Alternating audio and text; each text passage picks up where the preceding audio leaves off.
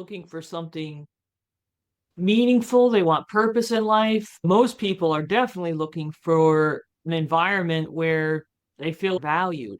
Do they care about me? We're so much more aware of stress, trauma, things like that. We treat that so differently in policing.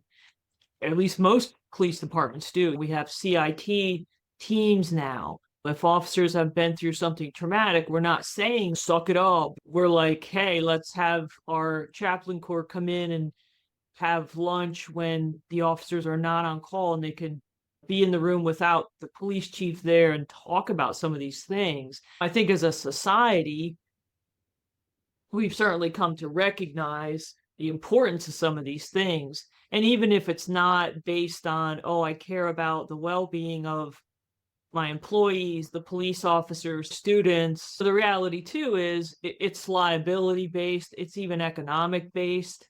Do we want to take care of these people? Do we want to have them have a healthy mind?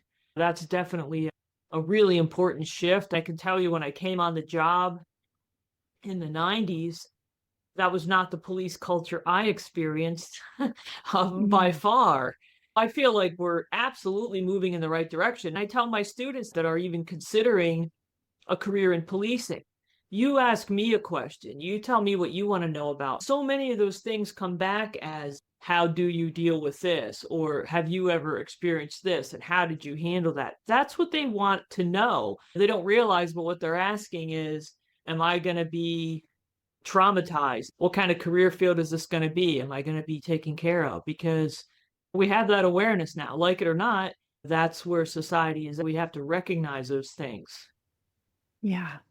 Lisa, in this last week, we had an incident right Mhm. near you, and it made national news. In fact, I think it was reported in other publications outside the US of a shooting in an emergency room. So very close to you. And I'm imagining that maybe some of the students brought it up. And I'm wondering if there was some discussion in your classroom. And also, what were your thoughts? It was a hostage Mhm. situation in an emergency room. Somebody who had been to the emergency room earlier in the week came back, took a hostage, killed an officer, and injured others. I don't know much more detail than that. Yeah. And that's pretty much what I know about it as well. My first thought, coming from a law enforcement background, that's just crushing. It's always in the back of your mind as a police supervisor. I felt a deep responsibility for my officers when I was a patrol sergeant, when I was detective sergeant, felt a deep responsibility. Certainly as a chief of police, my heart goes out to them. That is when our police world, the worst of the worst. I used to talk about that a lot when we talked about policies. My worst day is when I have to go see someone's family. Completely tragic.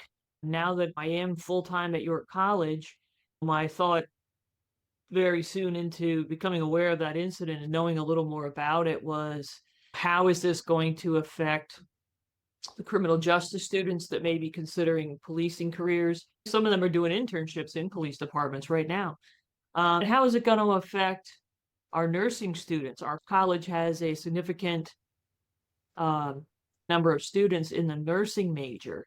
You're talking about people that go to work with, I would say, a lower expectation of this is going to happen at work today. A lot of my experience in policing is relevant to what I teach here, but the gender and crime course is more interesting than I thought. One of the things we're talking about now is human trafficking. I explained to the students, I never heard of that when I came on the job. What I learned with those types of incidents, assisting other agencies, that 40% of the people involved in human trafficking are men and boys. And that was shocking to me. Part of this course is also looking at globalization. Why do we care about what's happening across the world? Because things that are happening in the US may be drastically different than what's going on in other parts of the world, but it's coming here too. Things that are invisible. And that's what we were talking about today, is just the sheer number of, it's actually forced labor that's happening in our country. So we're thinking, oh, human trafficking, it's all about forced prostitution. There's a whole nother thing going on here that is invisible to us. extremely interesting. I think interesting for the Yeah. students.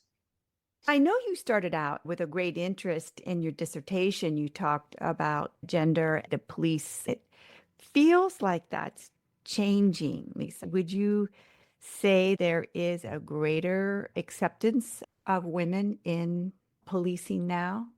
Yeah, when I did my dissertation research about what influences women to even come and get in policing and then what influences them to stay or voluntarily leave. I think that's the key right there.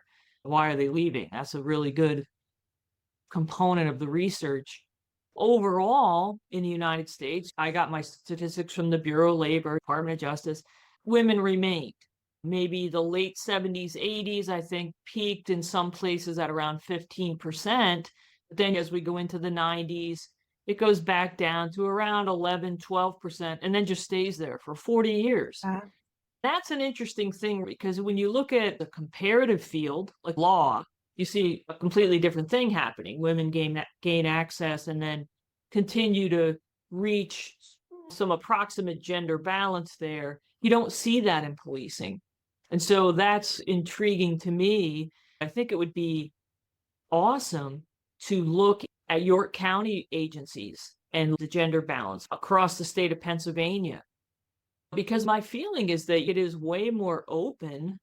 I'm aware of some of the problems. Those problems are more relevant in small police departments. That's a thing in Pennsylvania. Most of our departments are very small, 10, 20 officers. That's a problem because of leave, family leave. yeah. You're going to be off having a child. That's a big barrier. Sometimes I think it's even a Yeah. mental stigma. We don't want to hire her. What if she's going to be off? Or we don't want to promote her. She's our only detective, and now she's going to be off for 4 months having a baby. That's a problem. But I do see things that give me hope. I've seen some large agencies in Pennsylvania, some of them even at different levels, like prosecutors' offices, district attorneys' offices, just in the last couple of years, and some very large police agencies finally establishing paid maternity, paternity leave. It's for the men and the women.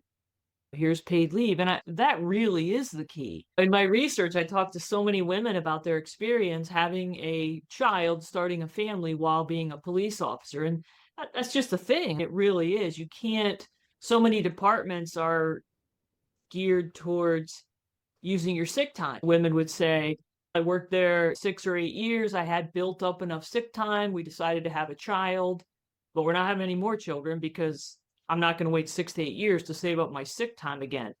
That's a rough decision for a family, a very limiting way of life. And so what happens inevitably is a lot of women officers leave at that point. Like, I'm going to go work for some other county agency. And then police loses all they have invested in that person. Right. Yeah, my dissertation research was focused on what attracts women to policing because I think that's important to understand. If we're going to recruit, we need to know what people are attracted to and then their experience in that overall women are saying my peers were very supportive. My peers were very respectful. That's actually my same experience. 99% of the police officers I worked with in my departments, all the neighboring departments, state level, federal level, very respectful, professional, great work. Some of the best friends I've ever had in my life. Truly consider some of them my brothers. But the problem is there are people still within the system that are very influential. And the problem is a lot of, just like anything else, there may be support for that person who was going through something or something actually is blatantly unfair, but it's hard to stick up for that person and speak up because of certain people that are holding that influence. And I see that a lot, and I think we're definitely changing and things are getting better. But that's definitely what I still see. And it was shocking to me because there were things I went through when I first came on the job many years ago that I put away. Oh, that was one very negative person, or that was one bad department. But it was shocking to do the research in 2021, 2022, and hear about incidents that were very significant things that were still happening. And I was thinking to myself, I love to see the badge always be respected and shiny. And so it was disheartening for me to think this is still happening. Why? And I think it's just that slow change, just like other organization. You can't come in as a new leader and just get rid of everybody. You have to figure out how to solve these problems. Do these people eventually just retire and go away? But what about the influence of them? They always say the way to really understand what's going on in an agency is start making major change, and you'll find out who thinks what. And boy, that's very true. You come in to make change. But I also think difficult issues. When you come into an agency as a new leader and you have people in places that maybe they're not that good at, maybe they're not that good in management, but they're at some level of supervision, that's going to be a lot of work for you to either turn that around or go down the path of pushing that person out, demoting that, whatever you have to do.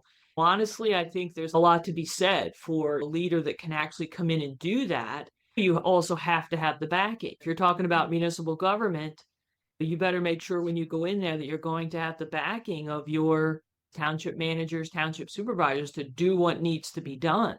It is difficult. It's extremely time consuming. It's a hard thing to fix. Can we do something that's going to make it quick? No. These are what we call wicked problems in organizational management. It's the same thing as a leader. If they're wicked problems, you're going to have to really put the work into it. So I think that's why a lot of times we see those things not being addressed. And you're the lucky person who takes over the agency. And I think it really is a big challenge. I do make a big connection personally with creativity. I was recently in an art show in New York, and I actually sold one of my mosaic pieces for a charity event at the gallery here in New York. Especially in today's world, everything's become so highly industrialized and commercialized that I hope the backlash to that is more interest in creativity. That would be an awesome topic. I'm with you.